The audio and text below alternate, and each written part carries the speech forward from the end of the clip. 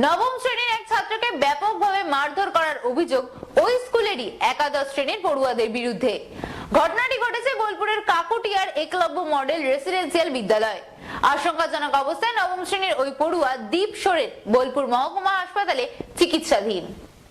বোলপুরের কাকুটিয়ায় Eklavya model residential বিদ্যালয়ের নবম শ্রেণীর এক ছাত্রকে ব্যাপকভাবে মারধর করার অভিযোগ স্কুলেরই একাদশ শ্রেণীর পড়ুয়াদের বিরুদ্ধে। আশঙ্কাজনক অবস্থায় নবম শ্রেণীর ওই পড়ুয়া দীপ সোরেন বোলপুর মহকুমা হাসপাতালে চিকিৎসাধীন। তাকে উইকেট ও বেল্ট দিয়ে ব্যাপকভাবে মারধর করা হয়েছে বলে অভিযোগ। জানা গিয়েছে, দীপের একাদশ শ্রেণীর পড়ুয়াদের ক্লাসরুমে যাতায়াত ছিল। সেখান থেকে টাকা চুরি যাওয়ার পর সকলেরই সন্দেহ হয় দীপের উপর। তারপরে শনিবার রাতে দীপকে তার রুম থেকে একাদশ শ্রেণীর পড়ুয়াদের রুমে তুলে নিয়ে যাওয়া হয়। তারপর সেখানেই চলে মারধর, কিন্তু সেই বিষয়টি জানতে পারেনি স্কুল কর্তৃপক্ষ। প্রতি সপ্তাহের মতন রবিবার তাদের বাড়ির ছেলেকে দেখতে আসেন দীপের অভিভাবকরা। তারপরে সামনে আসে এই ঘটনা, অর্থাৎ ওই ছাত্রের পরিবার না এলে তাকে যে মারধর করা হয়েছে সেই খবর কেউ জানতেই পারতো না। কারণ একাদশ শ্রেণীর পড়ুয়ারা তাদের থেকে ছোট ক্লাসের পড়ুয়াদের ভয় দেখিয়েছিল, সেই কারণে কেউ দীপের এই ঘটনার কথা সামনে আনেনি। ইতিমধ্যে দীপের পরিবারের তরফে বীরভূম জেলা শাসক, বীরভূম পুলিশ সুপার ও স্কুলের প্রিন্সিপালকে লিখিতভাবে অভিযোগ জানানো হয়েছে। আমার ছেলে হোস্টেলে পড়াশোনা করে, তো গত রাত্রে মাঝরাতে ওকে সিনিয়র ওকে ডেকে নিয়ে যেয়ে প্রচণ্ড মেরেছে। এমন মেরেছে ও উঠতে পারছে না, পুরো গোটা শরীরে বেল্ট আর কোমরের বেল্ট আর ওই কী বলে উইকেট, ওটা দিয়ে প্রচণ্ডভাবে মেরেছে। এমন মেরেছে আমার ছেলেটা উঠতেই পারছে না। ওটা হচ্ছে কাকুটিয়া ওই হোস্টেল, ওই একলব্য হোস্টেল। অভিযোগটা কি হঠাৎ করে কেন মারলো বা কেন কি?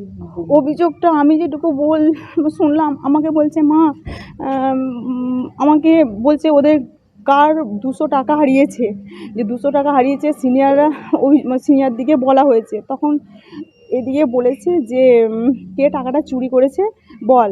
তখন এ বলছে বেশি তোদের রুমে কে যায়, তখন নাম বলেছে এই যায়, ওই যায়। তখন ও বলছে তাহলে দীপ বেশি যায়। তখন ও বলেছে তাহলে দীপকে ডেকে নিয়ে আয়, ওরা ডেকেছে রুমের ভেতরে, ডেকেছে যে এবার বলছে তুই সত্যি কথা বল, তুই চুরি করেছিস? বলছে না আমি চুরি নয়। বলছে তুই স্বীকার কর চুরি করেছিস, স্বীকার কর। যে ও বলছে আমাকে এত মারছে, বলছে আমি তাও বলেছি আমি চুরি করিনি। লাস্টে বলছে তুই যদি স্বীকার না করিস তোকে মেরেই দেবো। ওরা বলছে মেরেই দেবো তোকে। যে ওই ভয়ে এবার বলছে মা আমি মার সহ্য করতে পারছি না, আমি আর ভয়ে বললাম আমাকে মেরেছে, আমাকে এত মেরেছে, আপনারা দেখুন এতটা মেরেছে না। আমি আর আমি সুবিচার চাই, যারা সব মেরেছে এইভাবে ছেলেগুলোর সুবিচার চাই।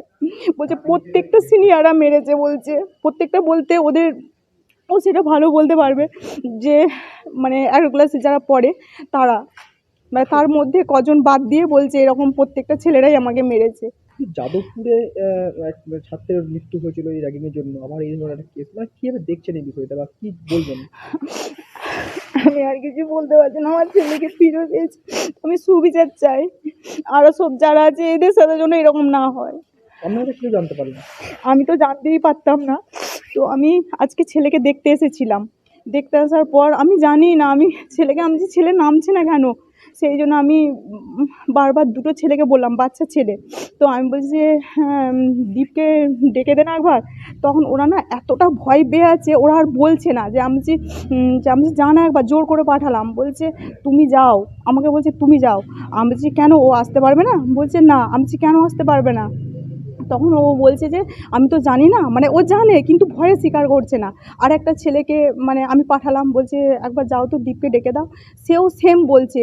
তখন ও বলছে ও এসেই আমাকে বলছে যে এরকম দীপ তো নামতে পারবে না, তোমাকে যেতে বলছে। আমি বলছি কেন, ওর কি বল খেলতে যে চোট লেগেছে? বলছে সেটা তো বলতে পারবো না, সব জানে, ওরা ভয়ে চুপচাপ। কি বলছে স্কুল তো বলছে আমরা দেখি কি এরকম কি ও স্টেপ নেবো এরকম বলছে। তো আমি থানায় গিয়েছিলাম, থানায় আমাকে আমাকে যেটা বলা হলো যে এরকম ওই প্রিন্সিপাল, তারপর হচ্ছে যেখানে যে তার দায়িত্বের মধ্যে থাকে তাদেরকে বলুন তারা কি স্টেপ নিচ্ছে। আমাকে বিনা দোষে মারা হয়েছে। হ্যাঁ, বিনা দোষে মারা হয়েছে। হ্যাঁ, কারা মেরেছে তোমাকে? 11 ক্লাসের দাদারা। কি জন্য মারলো তোমাকে? ওই পয়সা চুরির দোষে। আচ্ছা, কি নাম তাদের গো? সব দাদার নাম মনে নেই, কিন্তু ওই 11 ক্লাসের সবাই মেরেছে আমাকে, 3জন বাদ দিয়ে। হোস্টেলের সুপার সে সময় কোথায় ছিল? সুপার স্যার হুম, ওকে জানিয়েছিল কেসটা? না, খুব ভয় পেয়ে গেছিলাম যে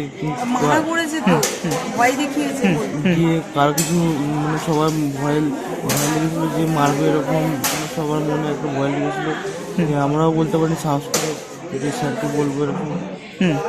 দিয়ে আজকে সকালে আমার গার্জেন ছিল, দিয়ে আমার দেখা করতে ছিল, দিয়ে এরকম বললো যে আসলে আমাকে, আমি যেতে পারিনি, গায়ে হাত যন্ত্রণা, উঠতে পারছি না, এমন মেরেছে বেল্টে করে আর উইকেটে করে। কিস আচ্ছা, বেল্টে করে এমন মেরেছে পিছনে এই কোমরে প্রচুর লাগছে।